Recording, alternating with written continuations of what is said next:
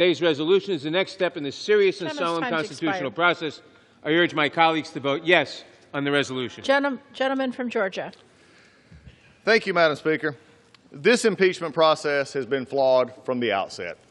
It resembles not a congressional action, it resembles more a Dr. Seuss book, knowing not which way it goes. On September 24th, the Speaker declared at a press conference the House was conducting an impeachment inquiry. However, to the contrary, to the Speaker's decree that we were all of a sudden in impeachment inquiry, the House did not authorize the impeachment inquiry until October 31st by adopting H.R. 660. It is just said just a moment ago that the Speaker has been leading the fight for a fair trial in the Senate. I wish the Speaker had been leading for a fair hearing in the House instead of trashing our rules. For those 71 out of 78 days from the time it was announced at a press conference to the time we finished, the President was not permitted to participate in these meetings. Think about that. 71 days out of 78 in which we actually did something on impeachment. He was not presented the ability to cross-examine fact witnesses, present counter-arguments, no due process at all in those 71 days. When presented with the opportunity when it came to the Judiciary Committee, instead of the Judiciary Committee stepping up and actually acting like the Judiciary Committee of the Committee of Impeachment, we punted. We had some law professors who already had their basic talking points. He could have cross-examined them. That would have done a lot of good. Then we could have had witnesses of staffers who testified. Again, a lot of good. Where were the fact witnesses? Instead of the rubber stamp that we were warned about 20 years ago by the current chairman, we became the rubber stamp. Democrats repeatedly violated House rules and blatantly abused the rules. They even wrote in H. 660. Even to this day, we will pass this out in violation of H.S. 660. They used inflammatory rhetoric, haunting them because this is what they had to do. One Democrat said, "I call for impeachment today because it's one heck of an emergency." Another said, "We have a crime in progress. We have an emergency that our national election is going on right now." But my favorite in December, it's a crime spree in progress. Oh, the hyperbole just reeks in this room. When we understand this, if it was such an emergency, if there was in lieu to finding a 911 call, then why did we hold this for almost a month? Well, we've been told that it's to help a Senate fair trial. Be damned, the House inappropriate process we had. But even though the process was bad, I'm going to go back and make sure the facts are, let's make sure the facts are here, because they still haven't changed. A phone call that was put out in a transcript in which no pressure was applied. There was no conditionality on anything given in that call or sense to do that. There was also nothing given by the Ukrainians to actually get this money that was released, by the way, before it was actually statutory deadline of September 31st. They did nothing. They got the money anyway. But the problem is they want the Senate to do their job for them. But that's not how it works. You see, the Speaker, and what I've heard today, even from folks giving 1 minute, Madam Speaker, is that this is all they wanted. It was a political impeachment. They have said he is impeached for life. This shows the true motivation, I believe, of the other side. It is their dislike for this president and the good work he is doing. So, Madam Speaker, before I reserve here for a moment, this has always been a political impeachment. Even today on the floor, the talk of the president being forever impeached and it's always being sustained forgets the Senate trial. I hope this ends, this political impeachment, and this body never sees it again. I reserve. Gentleman reserves. Gentleman from New York. I now yield 1 minute to the distinguished chairman of the Intelligence Committee, gentleman from California, Mr. Schiff. Gentleman's recognized for 1 minute. Madam Speaker, I rise in strong support of the resolution. The task before us is a grave one, but one demanded by our oath. The impeachment inquiry undertaken by the House of Representatives found that President Donald J. Trump abused his power and sought to cover it up with an unprecedented campaign of obstruction. He withheld hundreds of millions of U.S. dollars in vital military aid to Ukraine, a close ally at war with Russia, and withheld a coveted White House meeting critical to the Ukrainian leader's international legitimacy until Ukraine would commit to help President Trump cheat in the next election. President Trump put his own personal interests above the national interests, above our national security, and if not stopped, he will do it again. For that reason, he was impeached, and for that reason, the House managers will take the case to the Senate and to the American people, because the appropriate remedy, indeed the only remedy, is the conviction and removal from office of President Donald Trump. I yield back. Gentleman from Georgia. Thank you, Madam Speaker. At this time, I yield 1 minute to the gentleman from California, Mr. McCarthy. The gentleman's recognized. Thank you, Madam Speaker. Back when this national nightmare began, Speaker Pelosi laid bare her intentions and purely partisan agenda. She told her caucus that they needed to strike while the iron is hot. This was always an exercise in raw partisan politics. Contrary to the warnings of our founders, and over the last month, we saw the justification for running the fastest, thinnest, and weakest impeachment in American history crumble. Instead of sending the articles of impeachment to the Senate for trial, Speaker Pelosi held them hostage in a failed play to gain leverage that she did not and would never have. In terms of concessions, she got nothing. No control, no moral victories. In other words, another failed strategy. After a month of counterproductive and harmful delays, I have 3 questions for my friends on the other side of the aisle, the Democrats. What happened to impeachment being urgent? What happened to Congress being on the clock? What happened to saying the House would be derelict in our duty if we did not act immediately? These were all the assertions Democrats made over the past several months. I guess it turns out none of them are true. These delay tactics were self-serving, hypocritical, and discrediting. But they made an important admission. Some might even call it a concession. You proved a very big point. Democrats do not even believe their case was robust enough to win in a trial. Even the Speaker's allies admit the delays undermined their case. Some has gone as far as describing it as a failed strategy. These are those who are closest to her. Senator Feinstein, the senior Democrat from our state of California and the hometown senator of the Speaker, said, "The longer it goes on, the less urgent it becomes." And Chairman Adam Smith, a confidant of the Speaker, said it was time to transmit the articles to the Senate. Before these statements were made last week, before the Senate Speaker relented, they are significant because they were public and they were honest. I'm disappointed these individuals did not have the courage to stand by their initial comments. If impeachment was truly as urgent as Democrats claimed, the majority should not have waited for the Speaker to choose a political convenient time. Anyone could have recognized this ploy would not work. The House and the Senate are different institutions, and at this point in time, controlled by different parties. As James Madison wrote in the Federalist Papers, the purpose of bicameralism is to guard against the dangers of encroachment and to stop toxic resolutions from taking effect. We saw separation of powers prevail against an abuse of power, just as the Constitution intends.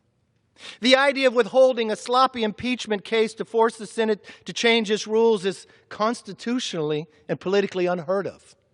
Frankly, it's just ridiculous. In Article 1, Section 5, the Constitution clearly states, each House may determine the roles of its proceedings. It doesn't say the House may determine the roles of proceedings in the Senate. If anything, the Speaker's actions have only further persuaded members of the Senate that the evidence of impeachment was neither thorough nor satisfactory. But you know what? Let's be honest. This was never about persuasion. It was never about the rule of law.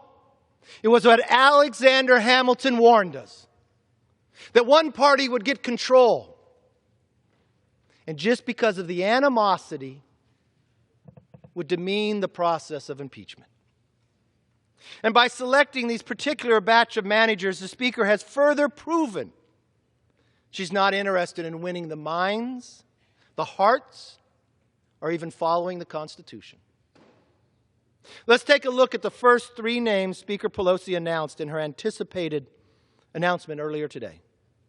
Chairman Schiff, a man who has already taken on the role of judge, jury, and fact witness throughout the entire House impeachment process. Chairman Nadler, someone who campaigned for the chairmanship of the Judiciary Committee that's responsible for impeachment beginning as far back as December 2017, before you were even in the majority, on the notion that he would be the best person to lead the charge on potential impeachment against the president. You see, you get a chairmanship by your conference voting for you. You campaign for it. You put your best ideas out there of why you should be the chairman. In 2017, that was the campaign. Congressman Hakeem Jeffries, a member who almost 2 years to this date voted in support of impeachment. You know, that was more than a year before the Ukraine call even took place. Those are just some of the managers. If you think about the members, there's people who were, on the day they were sworn in to this body, told those who supported him the greatest that they were going to impeach him. As I've said in the past, there's an issue with fairness. But instead of looking to the Senate, Speaker Pelosi should be looking within her own caucus. From the beginning, this investigation was marred by selective leaks to the media, a completely predetermined process. Yes, we've been through impeachment before, but it was much different. We believed in the rule of law back then, that we would face our accuser, that you could cross-examine, that the minority could actually ask for witnesses. The day that impeachment was asked to come forward, I sent a letter to the Speaker, laying out 10 items, none that were made up. You know what they were? The fair process we've always used in the past. The answer was no. Because they've been working on this for 2.5 years, they could not let fairness determine the outcome.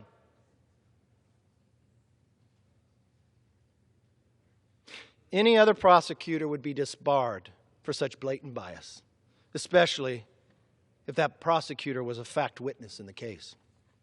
The reason for this impeachment is the same reason it's taken Democrats 30 days to send the articles to the Senate. Just spite. They wanted to stain the president's record without giving him a fair chance to clear his name. Last year, we saw House Democrats invert the burden of proof during their fair investigation. For every American watching, take, for instance, if this was your government, if you switched the burden of proof on you. We have a congressman, Max Rose, characterized it this way, this new freshman of the majority. The president says he's innocent, so all we're saying is prove it. God forbid government accuses you of something as an average American and say you have to prove it. We just switched a fundamental belief as an American. But only in this house do we do that. This guilty and proven innocent mentality was an admission that impeachment was not about upholding justice or protecting the rule of law. Now Democrats have invented an even more destructive standard. You're guilty because they say so. Our founders feared this day.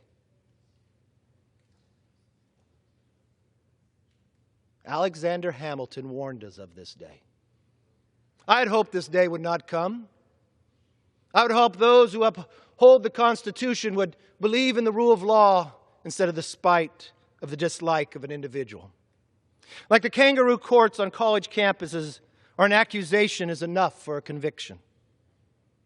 Even as early as just last Sunday in an interview, Speaker Pelosi made that point very clear to all of us. Asked what a Senate acquittal would mean, she said it didn't matter. The president is impeached forever. Is that what this is all about? Just a personality.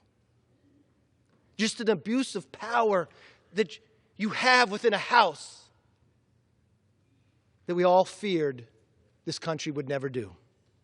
You could almost see on the Speaker's smile as she spoke about this new standard how incredibly solemn she was. Madam Speaker, when Americans look back on this sad saga, they will see a rigged process that forever damaged the remedy of impeachment. Speaker Pelosi got nothing from the Senate. But the American people got worse than nothing. They got stuck with the bill for a costly, never-ending investigation. The old saying that you get what you pay for does not apply here. Congress wasted time and millions of dollars on partisan impeachment. In return, taxpayers get nothing. Democrats' misaligned priorities have cost the people solutions that could have improved the quality of their life. There's no greater contrast than what we are doing right here today than what is happening at Pennsylvania Avenue. The president sitting down with another country of a leader and signing a trade agreement. Something people said we could never get done. To make this country stronger, to make America the next century ours. But what are we doing here? We are doing what this majority has worked their entire time for. Before they were even sworn in, they campaigned for the position of chairman.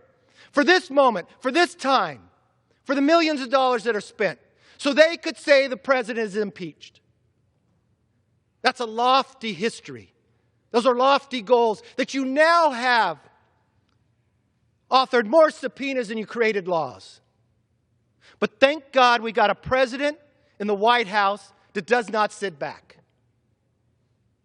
Yes, he got the United States-Mexico-Canada trade agreement, our top two traders. He's sitting with a trade agreement with China today. But think about how much stronger his hand would have been had that agreement taken place earlier when he got it. No, it was held. Why? Because we were impeaching. That's an amazing agenda, but you promised people you would do it. This is not a moment this body should be proud of. If as Speaker Pelosi likes to say, impeachment is a national civics lesson, let's use this blunder as a teachable moment. I'll make this promise to the American public, because the day will come that the majority will switch. We will uphold the Constitution. We will listen to the words of Alexander Hamilton. And just because somebody else is in an office that we may not like, we will not change the rule of law. We'll not accuse them of breaking it and say they have to prove it. We believe America is more than a country. That America is an idea of the straightness that we, yes, would make students in Iran rise up for the freedom of what they know America to be. That the rule of law was so powerful. This is a moment in a civic lesson that we should learn. This is a moment that will teach our grandchildren that, yes, more than 200 years ago, the founders crafted an amazing country, but they warned us what abuse of power would look like. The sad part is we're witnessing it. What a contrast in a day and time. Moving forward, we must not redo these same mistakes in Congress. And my promise to you, if power was to change, the rule of law would come back. We'd have an agenda focused on people, not on politics. We'd have a voice that you're innocent until proven guilty. We would not abuse our power just for the sheer shake of politics to say you're impeached forever because I dislike you. We are better than this. It's a sad day. But the great thing about America, it will all change because the people have the voice. I yield back. Members are once again reminded to address their remarks to the chair. Gentleman from New York. Madam Speaker, I yield myself 1 minute. Gentleman's recognized for 1 minute. Madam Speaker, 2 points. First, my colleagues in the minority would rather talk about anything than try to defend what President Trump actually did, because they can't. There is overwhelming evidence that the President pressured the Ukrainian government to interfere in our election on his behalf. Then he covered it up. These are high crimes and misdemeanors, and we will prove that in the Senate. Second, our minority colleagues don't like our ongoing fight for a fair trial because it got results. New documents and additional witnesses have emerged that unmistakably point to the President's guilt, and we have exposed the efforts of some in the Senate majority to put on a sham trial. The American people understand that a trial without evidence, without witnesses, is no trial at all, but a cover-up, and that will not stand. We must protect the Constitution and the integrity of our elections. That is what this is about. We must remove this President to protect our country. I reserve the balance of my time. Gentleman from Georgia. Reserve. Gentleman from Georgia has 30 seconds remaining. Gentleman from New York has 1 minute remaining, and the gentleman from New York has the right to close. Gentleman from Georgia is recognized. And I appreciate that, Madam Speaker. Is the gentleman from New York ready to close? Gentleman from Georgia is recognized. There's no other speakers. Our closing is no other speakers. I have one more speaker. And you're not ready to close. I reserve. No. No, the gentleman's incorrect. The gentleman from New York has one remaining speaker who will close. Gentleman from Georgia is recognized for 30 seconds. I will take it back. Give me the time one more time, Madam Speaker. The gentleman from Georgia has 30 seconds remaining. The gentleman from New York has 1 minute remaining. Thank you, Madam Speaker, and thank you for your You're welcome. Work. Look, the two facts that just came out right here, and again, we're going to hear in just a moment, but there are facts. Undoubtedly, the mics are not working on the other side, majority side. We've talked about the facts. There is not overwhelming evidence. We've discussed this over and over and over till we're blue in the face, but it doesn't matter because this is a political impeachment. This has nothing to do with the facts. We've shown that there was nothing done wrong, but that does not matter. When the train is on the tracks, the whistle is blowing, impeachment matters, and the only thing that matters on a timeline, the only real emergency here is that there's a 2020 election in which the Democrats can't stand to see the fact this president is going to win again. They can't stand the fact of who they've got running, so what do? We impeach him, as they said, for life. That's wrong. Gentleman's Vote no. time's expired. I yield back. Gentleman from New York. Again, no defense. I now yield 1 minute to the distinguished Speaker of the House, the gentlelady from California, Ms. Pelosi. Gentlelady is recognized for 1 minute. Thank you very much, Madam Speaker. I thank the gentleman for yielding and for his exceptional custodianship of the Constitution of the United States. For 13 years, the top Democrat on the Constitution and Civil Liberties Subcommittee of the Judiciary Committee. And thank you for your leadership in protecting and defending the Constitution, the oath that we take as members of Congress. As I enter into the conversation, I do want to thank the distinguished gentleman from Georgia for his apology for his ridiculous remarks about me and House Democrats. Thank you. We accept your apology, Mr. Collins. Now I want to go to the purpose of why we're on the floor today. My colleagues on both sides of the aisle, we are here today to cross a very important threshold in American history. On December 18th, the House of Representatives passed articles of impeachment of Donald Trump, articles of impeachment for abuse of power and obstruction of Congress. By his own admission, the President stated that, yes, he had had that conversation with the President of Ukraine, but he didn't see anything wrong with it. Well, we don't agree with that assessment. And yes, it is a fact. When someone is impeached, they are always impeached. It cannot be erased. So I stand by that comment, although I know you don't like hearing it. I stand by this American flag, picture of the American flag, as I did the day that we introduced the articles of impeachment onto the floor. Because every day, all over America, in classrooms as well as courtrooms, and in this Congress of the United States when we meet, we pledge allegiance to the flag of the United States of America and to the republic for which it stands. And to the republic for which it stands. That is what our nation is. That is the genius, the beautiful, exquisite genius of the Constitution, of that we are a republic. That was the decision of our founders, their vision. They didn't want a monarchy. They wanted a republic. And when Benjamin Franklin came out of Independence Hall and was asked, what do we have, Mr. Franklin, a monarchy or a republic? He said a republic, if we can keep it. I often wondered why he said that, why that would be in doubt. But we see why it is in doubt right now when the President of the United States has said, Article 2 says, I can do whatever I want. That's a monarchy. That is not a republic that we pledge our allegiance to every single day. And so here we are today with the articles of impeachment about to be transmitted to the United States Senate.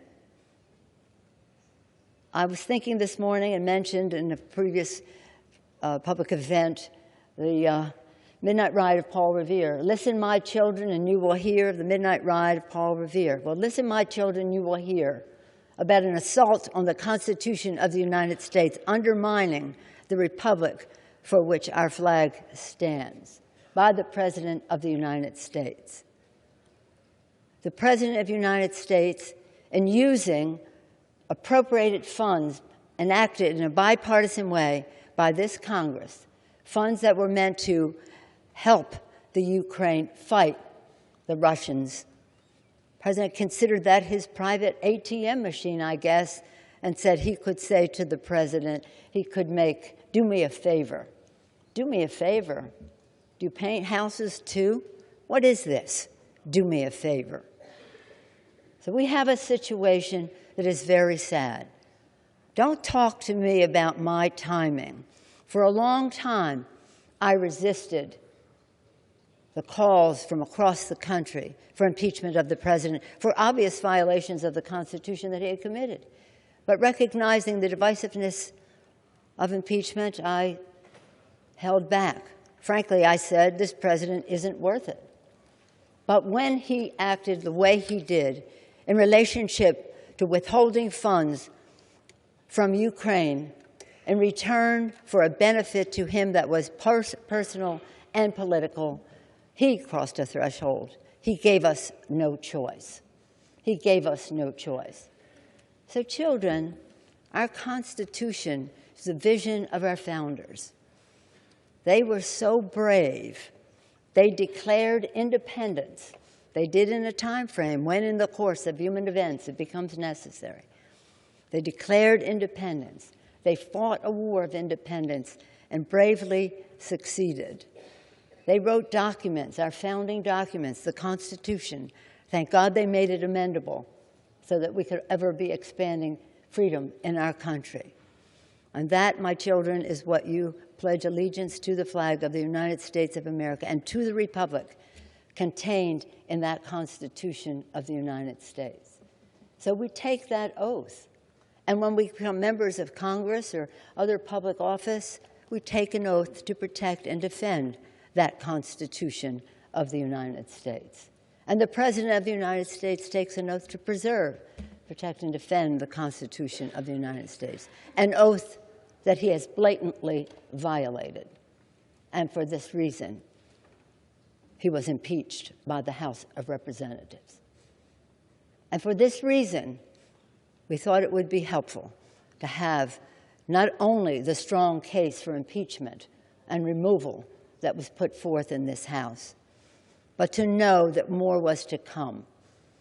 And we didn't make it come because we said we're going to wait until after Christmas to send this over. They would like to have had us sent it over on Christmas Eve so they could dismiss it. Perhaps they don't realize that dismissal is cover-up, but that has been one of their trains of thought. Dismissal is cover-up.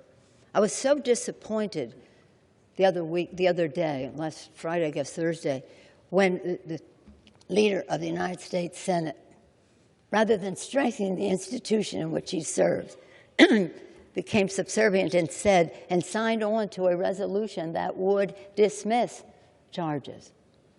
Dismiss. Dismissal is cover-up. And so in the course of the time since we passed the resolution, and not because of the time, we passed it on December 18th. On December 20th, new emails show that 91 minutes after Trump's phone call with the Ukrainian president, a top Office of Management Budget Aid asked the Department of Defense to hold off on sending military aid to Ukraine.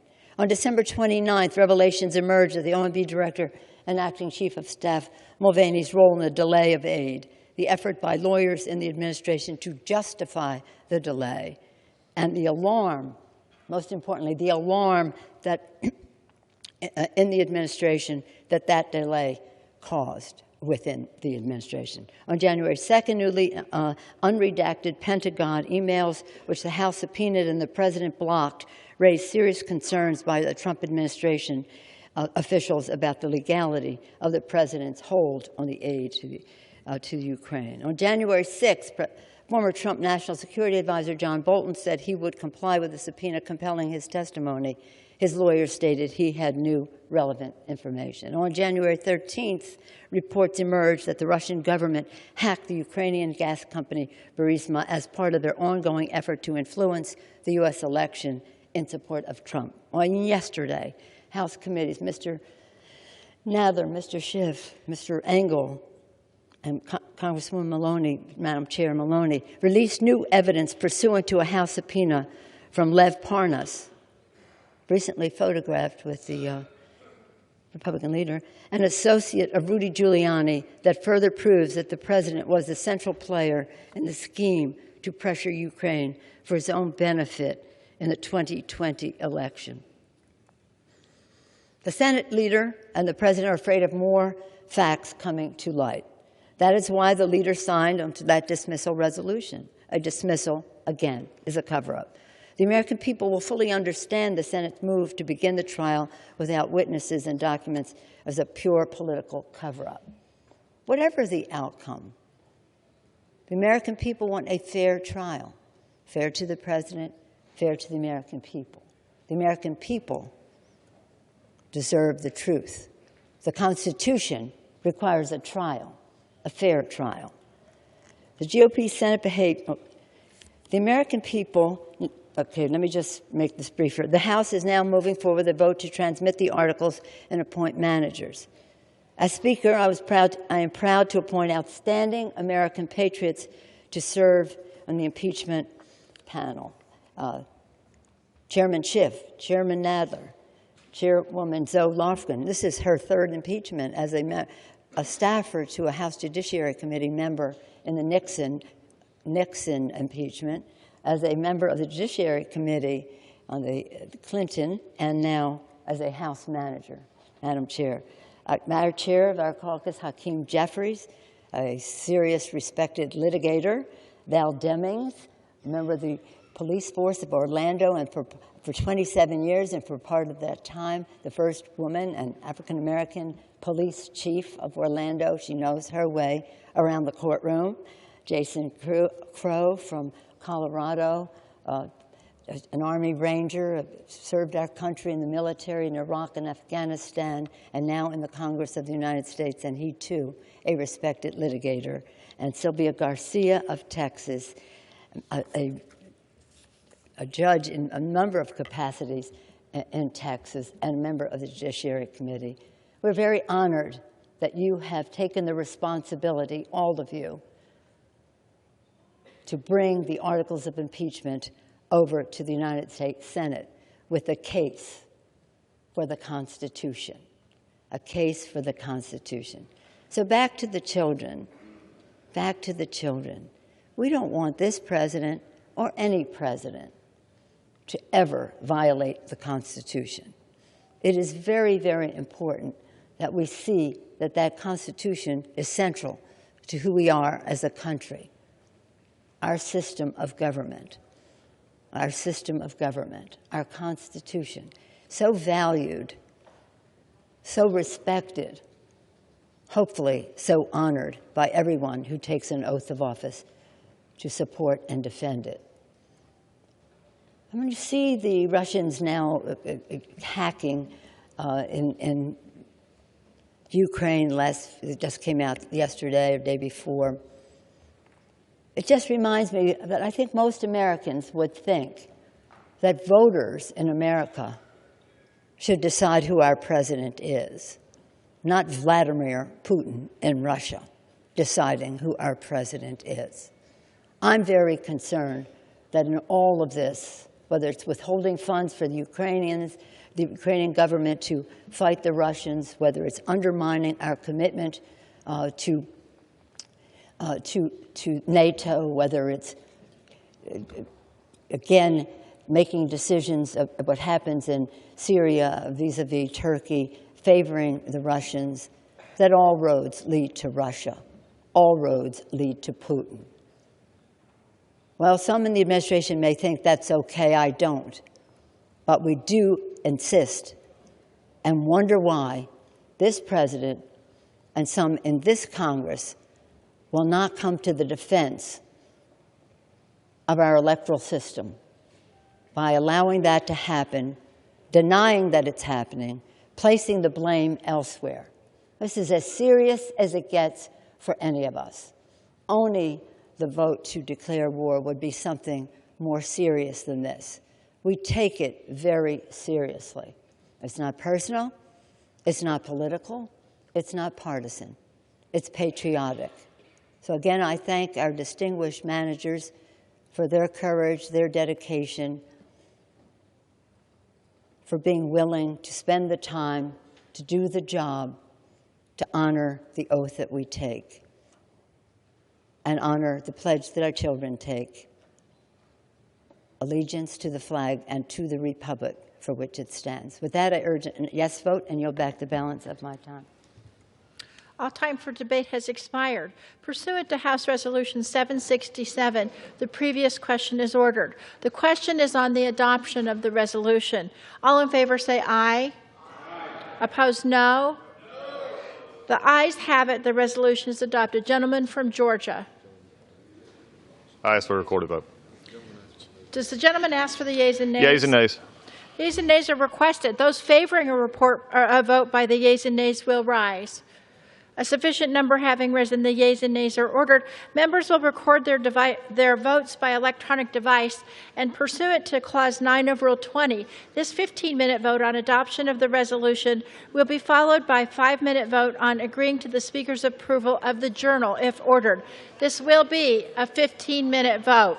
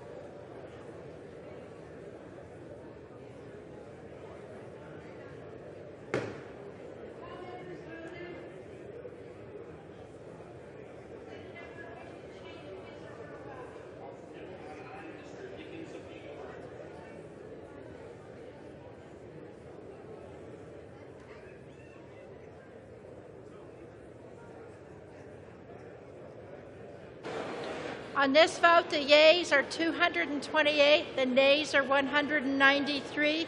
The resolution is adopted, and without objection, the motion to reconsider is laid on the table. Pursuant to Clause 8 of Rule 20, the unfinished business is the question on agreeing to the Speaker's approval of the journal, which the Chair will put de novo. The question is on agreeing to the Speaker's approval of the journal. All in favor say aye. Opposed, no. In the opinion of the Chair, the ayes have it. The journal stands approved.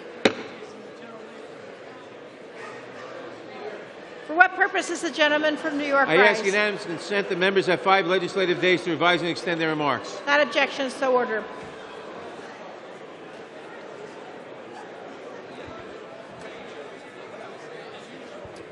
The Chair lays before the House a communication.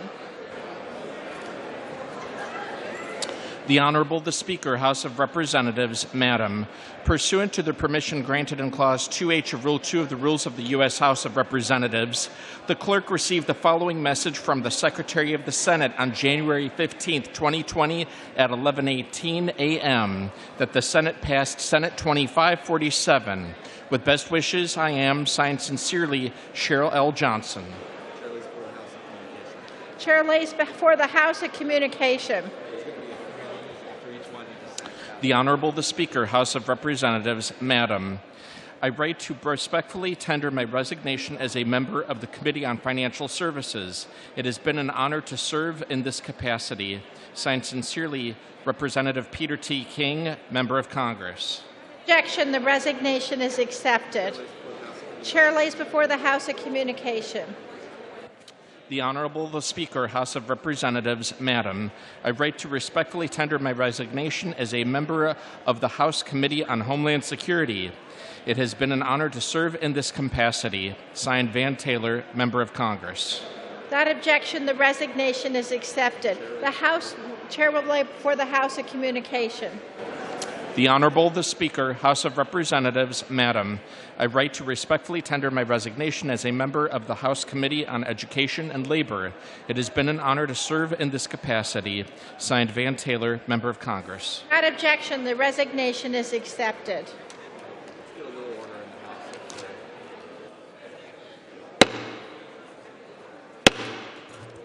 The House will come to order.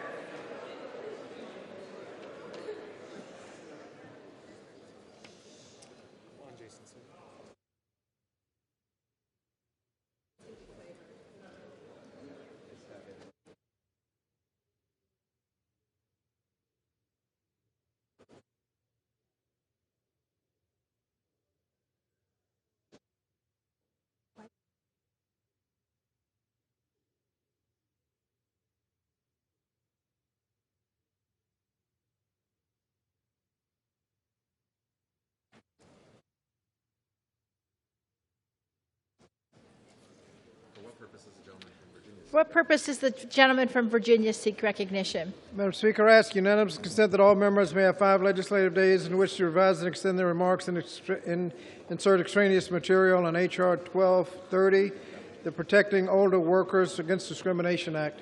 Without objection, so ordered.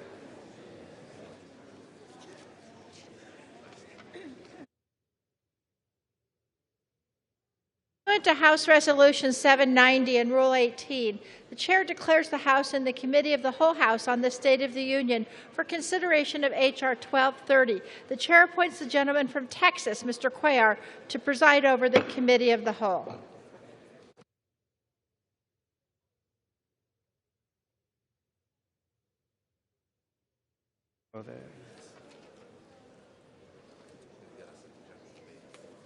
With the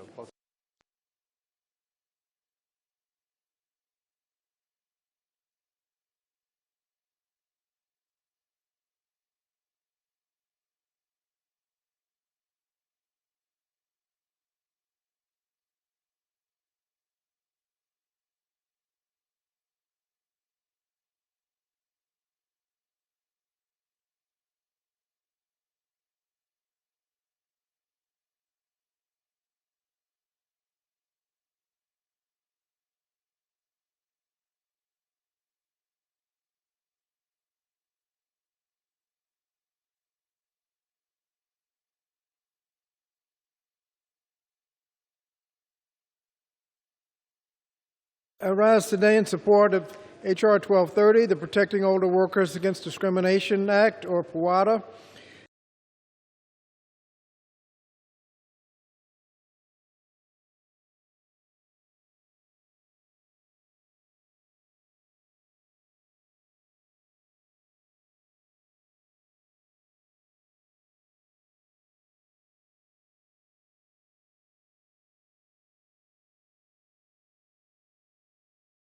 For the Reuters Live service.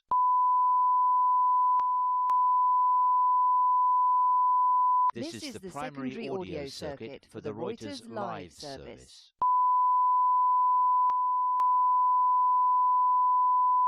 This is the primary audio circuit for the Reuters Live service.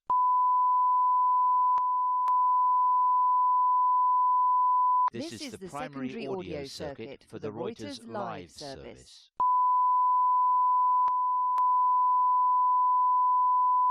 This is the primary audio circuit for the Reuters Live service.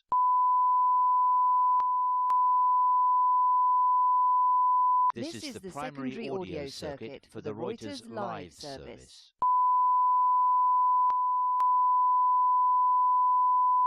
This is the primary audio circuit for the Reuters Live service.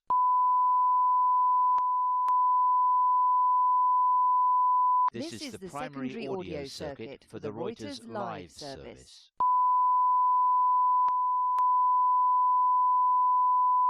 This is the primary audio circuit for the Reuters Live service.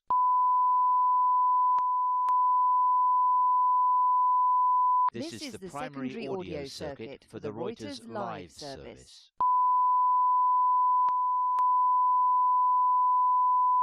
This is the primary audio circuit for the Reuters Live service.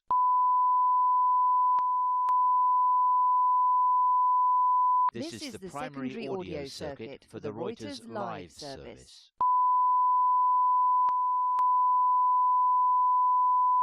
This is the primary audio circuit for the Reuters Live service.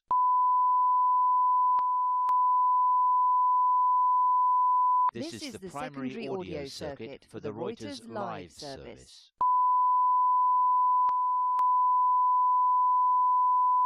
This is the primary audio circuit for the Reuters Live service.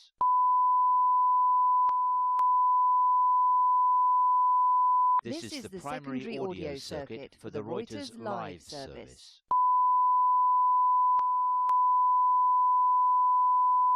This is the primary audio circuit for the Reuters Live service.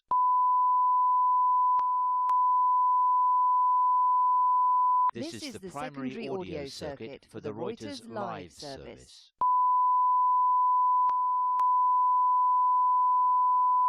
This is the primary audio circuit for the Reuters Live service.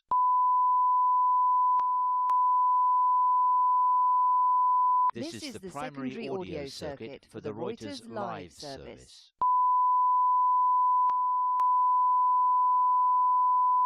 This is the primary audio circuit for the Reuters Live service.